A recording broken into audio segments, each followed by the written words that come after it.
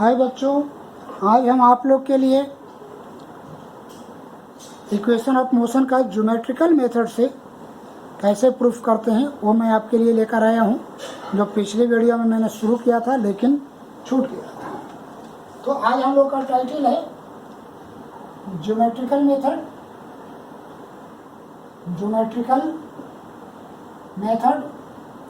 और इसको हम लोग कहते हैं ग्राफिकल मेथड, यानी ग्राफ के द्वारा हम लोग कैसे ये सारे इक्वेशन ऑफ मोशन को प्रूफ करेंगे। देखते हैं, पहला फर्स्ट में आते हैं। फर्स्ट हमारा है v = u + at। फिर वैसे हम लोग को लेट कर लेना है। Let a body is moving with initial velocity u, acceleration a, and after t second its final velocity becomes v. Thus it travels a distance s। इस तरीके से ये सारी चीज़ें मैंने अरिथमेटिक मेथड में भी लेट किया था, यहाँ भी मैंने लेट कर लिया, यहाँ तक तो कोई दिक्कत नहीं। अब हम लोग को क्या करना है कि एक ग्राफ बनानी है। एक ग्राफ भी हम लोगों ने पढ़ा है, ए ओ वाई एक्सिस है। इस पर हम लोग टाइम ले लेते हैं, इस पर हम लोग वेलोसिटी ले लेते हैं। तो हम लोग का ग्राफ ऐसा आएगा। हम लोग का एक ग्राफ आएगा ए बी। ऑब्जेक्ट का इनिशियल वेलोसिटी 0 नहीं है। अगर 0 होता तो ग्राफ 0 से होते हुए गुजरता, लेकिन ऑब्जेक्ट का कुछ ना कुछ इनिशियल वेलोसिटी है, यू माना है हमने, इसलिए यहाँ से हमने खींचा। ठीक है, ये ग्राफ भी हमने पढ़ा है, वेलोसिटी टाइम ग्राफ। अब हम लोग क्या करते हैं कि यहाँ से इस पर परपेंडिकुलर डाल देते हैं। इसको सी ले लेते हैं, यहाँ से इस पर परपेंडिकुलर डाल देते हैं। इसको हम लोग डी ले लेते हैं, यहाँ से इस पर परपेंडिकुलर डाल देते हैं। इसको हम लोग ई लेते हैं। तो इस तरीके से हम लोगों ने 3 परपेंडिकुलर यहाँ पर डाला। आगे देखिए, अब यहाँ पर देखिए OA = U। हम लोग का OA जो है U को बता रहा है, यहाँ पर O है, OA हम लोग का U बता रहा है। OD यानी फाइनल वेलोसिटी भी बताएगा। OC टाइम t को बताता है, ये टाइम एक्सिस है। और एक्सेलरेशन स्लोप ऑफ AB जो लाइन है, AB जो ग्राफ है, इसका स्लोप एक्सेलरेशन बताएगा। मैं एक्सेलरेशन वाले वीडियो में भी इस बात का जिक्र किया हूँ। अब देखिए, जैसा कि हम लोग जानते हैं स्लोप कैसे निकालते हैं, y2 - y1 / x2 - x1। अब y2 क्या लिखे बच्चों? अब देखिए, पहला पॉइंट को ये ले लेते हैं और दूसरा पॉइंट को ये ले लेते हैं। तो यहाँ से जाएंगे तो ये y2 हो जाएगा। तो y2 आपका है OD, यानी OD माइनस पहला पॉइंट ये है तो ये हो जाएगा OA / x2 कितना है? तो देखिए, यहाँ से जाएगा तो x1 0 है, लेकिन यहाँ से जाओगे तो इसी पर जाओगे तो x2 आपका हो जाएगा OC और A आपका हो जाएगा 0। अब आगे बढ़े। अब देखिए, OD को क्या लिख सकते हैं? यहाँ से देखिए, OD को लिख सकते हैं V, OA को क्या लिख सकते हैं? U, और इसका OC का वैल्यू हो जाएगा t - 0। एक्सेलरेशन = आ रहा है। अब क्रॉस मल्टीप्लाई करिए तो V - U = AT हो जाएगा। अब यहाँ से आगे बढ़ जाइए, V = U + AT। इस तरीके से हम लोग का पहला इक्वेशन प्रूफ हो जाता है। बहुत भारी नहीं है, जरा ध्यान से देखिए, बहुत कठिन नहीं लगेगा आप लोग को। यहाँ तक तो हम लोग किए ही हुए थे। एक ग्राफ बनाया वेलोसिटी टाइम ग्राफ, ये भी हम लोगों ने पहले ही किया था। अब यहाँ पर कुछ एजम्पशन है, जैसे B से C पर परपेंडिकुलर डालना है, B से BC परपेंडिकुलर OX पर डालना है, बी डी परपेंडिकुलर ओ आई पर डालना है और ए ई परपेंडिकुलर बी सी पर डालना है। इतना काम हम लोग को करना है। इस तरीके से आगे बढ़ें तो अब कुछ और एग्जाम्पशन है, जैसे ओ ए इनिशियल वेलोसिटी ओ को रिप्रेजेंट करता है, ओ डी इतना दूर फाइनल वेलोसिटी v को रिप्रेजेंट करता है और ओ सी इतना दूर ए टाइम t को रिप्रेजेंट करता है। और एक्सेलरेशन जैसा कि मैंने बताया वेलोसिटी टाइम ग्राफ में ए स्लोप के द्वारा slope of line A B से रिप्रेजेंट होता है, पहले भी बताया है। अब स्लोप का वैल्यू कितना होता है y2 minus y1 by x2 minus x1। आप 0.1 और 0.2 ए ले ले तो 0.2 से इस पर जाएंगे तो y2 d तक जाता है यानी OD y2 हो गया। 0.1 तो यही है तो यानी OA आपका y1 हो गया। फिर देखिए यहाँ 2 पॉइंट है, यहाँ से जाइएगा इस पर तो x2 आपका OC हो जाएगा और 0.1 यही है तो OA आपको x1 आपका 0 हो जाएगा। अब कुछ नहीं है बच्चों, अब तो वैल्यू डाल दीजिए। यहाँ पर दिख रहा है OD का वैल्यू B है, देख लीजिए OA का वैल्यू U है, OC का वैल्यू T है और 0। बाकी कैलकुलेट कर लीजिए, बाकी तो क्रॉस मल्टीप्लिकेशन करके करना बहुत आसान है इस तरीके से। और साथ साथ मैं ये बताऊं कि जब इसका स्क्वायर हम लोग करेंगे तो तीसरा इक्वेशन भी हमारा आ जाएगा। तीसरा इक्वेशन प्रूफ करने के लिए ये सारी चीज़ें करना होगा और यहाँ से आगे बढ़िएगा स्क्वायरिंग बोथ साइड, जैसा कि अरिथमेटिक मेथड में मैंने बताया है। तो यहाँ मुझे फिर से लिखने की उसकी ज़रूरत नहीं है, आप लोग कर लेंगे वैसे। अब हम लोग इसके लिए सेकंड इक्वेशन बनाने का प्रयास करते हैं। सेकंड बहुत इंपॉर्टेंट है। सेकंड के लिए हम लोग यहाँ कुछ चेंज करेंगे। हमारा सेकंड है S equal to U T plus half A T square. उसके लिए हमें क्या करना है कि ये सारी चीज़ यहाँ से यहाँ तक ऐसे छोड़ देना है, यहाँ से चेंज होगा बस। तो ये सारी चीज़ आप लिख लेंगे, इतना चीज़ आपको फिर से लिखना है सेकंड के लिए। सेकंड के लिए आप देखिए डिस्प्लेसमेंट इक्वल टू होता है एरिया अंडर ग्राफ। ग्राफ के नीचे का area, graph area under graph का मतलब ग्राफ के नीचे का एरिया। तो आप देखिए ये मेरा ग्राफ है, यही मेरा ग्राफ आया था, इसके नीचे का area up to X axis यानी टाइम एक्सिस ये मेरा है।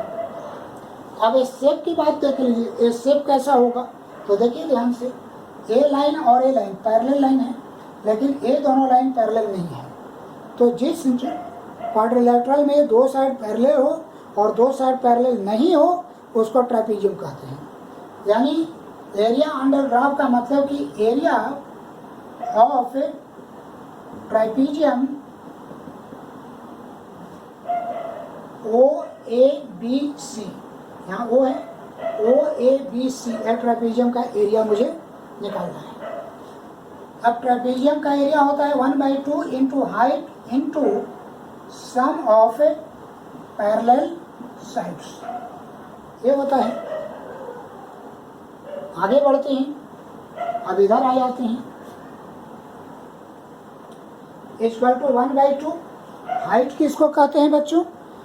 तो दो पैरेलल साइड के बीच का जो डिस्टेंस होता है परपेंडिकुलर होता है वो हाइट कहलाता है। तो देखिए हम लोग का पैरेलल साइड ए और ए था और इन दोनों के बीच का ए डिस्टेंस यहाँ भी 90 डिग्री है, यहाँ भी 90 डिग्री है, परपेंडिकुलर है, यानी ओ सी हम लोग का हाइट हो जाएगा। पैरेलल साइड तो ओ ए प्लस ओ डी है, ये तो ठीक है, इतना तो हम लोग जान ही रहे हैं। अब आगे बढ़ते हैं, इक्वल टू 1/2 ओ सी, नहीं यहाँ पर एक गलत है, पैरेलल साइड ओ ए प्लस बी सी है, ओ डी नहीं है, बी सी है।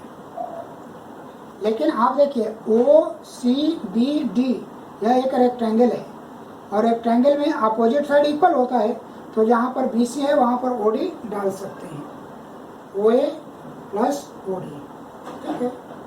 1/2 ये हो गया ओ सी, नहीं ऐसा देखते हैं। अब यहाँ से वैल्यू डाल देते हैं 1/2 ओ सी का वैल्यू देखिए, ओ सी का वैल्यू टी है तो यहाँ पर हम लोग क्या डाल देंगे टी। ओ ए का वैल्यू देख लीजिए यू है और ओ डी का वैल्यू वहाँ देखिए बी है, ये हम लोग पुट कर देते हैं तो कितना हो जाएगा, t/2 हो जाएगा u। अब v का वैल्यू डालिए u प्लस ए टी। क्या करना है, v का वैल्यू डाल देना है जो u प्लस ए टी है। अब इसी को कैलकुलेट करिए, यानी t/2 u और u जुड़ेगा तो हो जाएगा 2u, u और u को ऐड करेंगे तो हो जाएगा 2u। अब प्लस ए टी ऐसे हो गया, ब्रैकेट खोलिए तो t/2 into 2u plus t/2 into A T, ऐसे लिख सकते हैं। अब 2 तो कट जाएगा तो कितना आ गया यहाँ पर ut, u और t बच गया ut, प्लस ये तो 1/2 हो गया, t और t मल्टीप्लाई होगा तो t² हो गया at²। इस तरीके से हमारा दूसरा इक्वेशन भी प्रूफ हो गया। तो बच्चों इस तरीके से इक्वेशन ऑफ मोशन का हम लोग सभी न्यूमेरिकल सभी डेरिवेशन कर लिए, अरिथमेटिक मेथड से भी, ग्राफिकल मेथड से भी।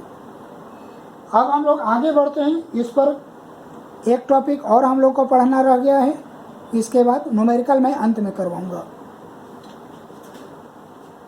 पॉज करके इसका आप लोग नोट्स बना लेंगे।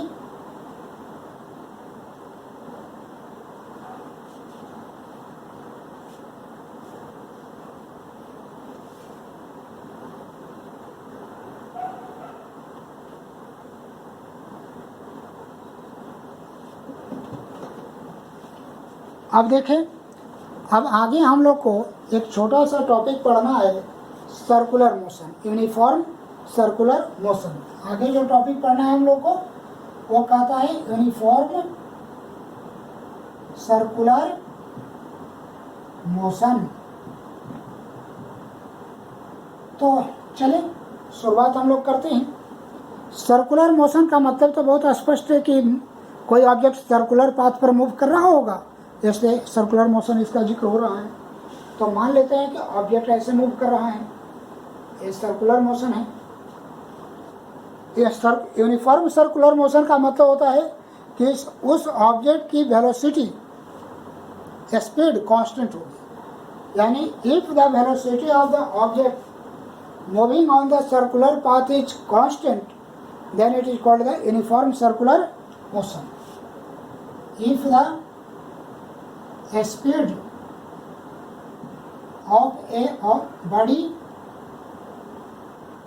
moving on the circular path is constant, then it is called uniform circular motion. यानी कोई भी ऑब्जेक्ट का अगर यूनिफॉर्म सर्कुलर मोशन का मतलब कि कोई भी ऑब्जेक्ट अगर कांस्टेंट वेलोसिटी से सर्कुलर पाथ पर मूव कर रहा है तो इसी को यूनिफॉर्म सर्कुलर मोशन कहते हैं। एक बहुत महत्वपूर्ण क्वेश्चन है कि speed in uniform circular motion क्या है, कांस्टेंट है, जैसा कि मैंने यहाँ पर डेफिनेशन में भी लिखा। लेकिन वेलोसिटी का क्या होगा, आप जरा समझिए। वेलोसिटी एक वेक्टर क्वांटिटी होता है, तो वेक्टर का मतलब होता है मैग्नीट्यूड, यानी स्पीड अब plus direction, plus direction. Velocity का मतलब होता है स्पीड प्लस डायरेक्शन, यानी दोनों में कोई भी अगर बदलेगा, वैरी करेगा तो वेलोसिटी बदल जाएगी, या दोनों भी बदल गया तब भी बदल जाएगी। तो स्पीड तो नहीं बदल रहा है, ये तो आपका कांस्टेंट है। अब डायरेक्शन की बात देखिए, मान लेते हैं कि ऑब्जेक्ट ऐसे आ रही है, ऐसे चल रही है, ऐसे चल रही है। किसी टाइम में ऑब्जेक्ट यहाँ आई तो वेलोसिटी का डायरेक्शन इसका टेंजेंशियल होता है, इस डायरेक्शन में होगा ऐसे। जब ऑब्जेक्ट यहाँ आएगी तो वेलोसिटी का डायरेक्शन ही हो जाएगा। जब ऑब्जेक्ट यहाँ जाएगी तो वेलोसिटी का डायरेक्शन इधर है, जब यहाँ आए तो इधर हो जाएगा। यानी हर बार वेलोसिटी का डायरेक्शन उसका बदल रहा है। तो जब वेलोसिटी का डायरेक्शन बदल रहा है तब इसका मतलब कि डायरेक्शन कैसा हो गया, वेरिएबल, ये बदल रहा है। तो कहने का मतलब कि वेलोसिटी कैसा होगा, velocity equal two variable, velocity variable हो जाएगा। एक बहुत महत्वपूर्ण है जो क्वेश्चन आप लोग को पूछा जाता है ऑब्जेक्टिव में कि what is constant and what is variable in uniform circular motion. तो the speed is constant but velocity is variable. Velocity is varying because direction of motion is regularly changing. Direction of motion बार बार बदल रहा है, यही कारण है कि वेलोसिटी बदल रही है। चलिए अब इसमें एक दूसरी बात हम लोग को और पढ़ते हैं। मान लेते हैं कि इसमें पूछेगा कि वेलोसिटी बताइए, तो यानी वेलोसिटी का मैग्नीट्यूड बताइए, स्पीड बताइए। तो सपोज दैट कि इसका रेडियस r है, तो एक बार ये पूरा घूमेगा तो कितना हो जाएगा 2πr डिस्टेंस बटे टाइम। इसमें स्पीड निकालने का यही फॉर्मूला होगा। इस पर एनसीईआरटी में कुछ क्वेश्चंस भी हैं, सैटेलाइट से रिलेटेड किया हुआ है। तो सैटेलाइट सर्कुलर पाथ पर ही मूव करता है, इसलिए उसका क्वेश्चन इसी से बन जाएगा। लेकिन मैं इससे आगे एक दो चीज़ और बताना चाहूँगा, इसी में रिलेटेड है। देखिए वो क्या है।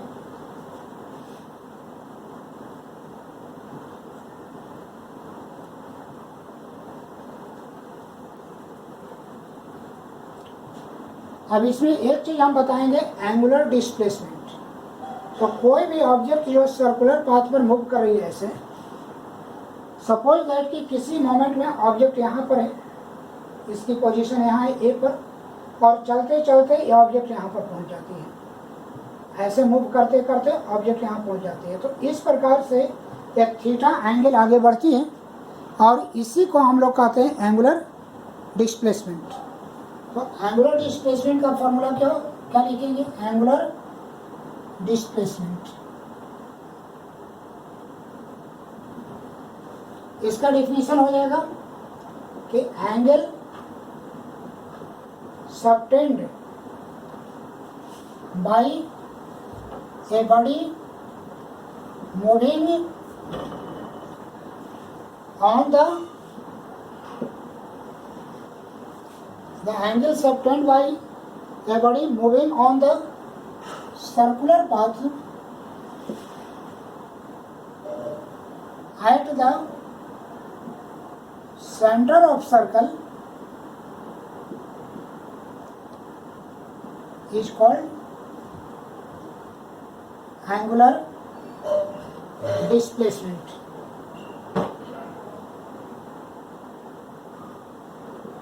ठीक है। अब ये डिस्प्लेसमेंट है, ये एक वेक्टर क्वांटिटी होता है, इसका अपना डायरेक्शन भी होगा। बट वो सब डायरेक्शन की जरूरत अभी हमको नहीं है, वो सब 11 में पढ़ाई होती है, वहाँ जब वीडियो बनाएंगे तब इसका चर्चा करेंगे। तो एंगुलर डिस्प्लेसमेंट तो आपने देख लिया कि जो एंगल बना है यही एंगुलर डिस्प्लेसमेंट होता है। अब देखिए ऑब्जेक्ट जो इतना जो ट्रैवल किया इसको डिस्टेंस कहेंगे, और इस डिस्टेंस को एल मान लेते हैं। ये जो डिस्टेंस ट्रेवल करता है ऑब्जेक्ट, इसको हम लोग एल मान लेते हैं। या रेडियस को क्या मान लेते हैं, आर मान लेते हैं। तो मैथ में एक फॉर्मूला पढ़ना है, theta equal to L by R. Theta equal to L by are,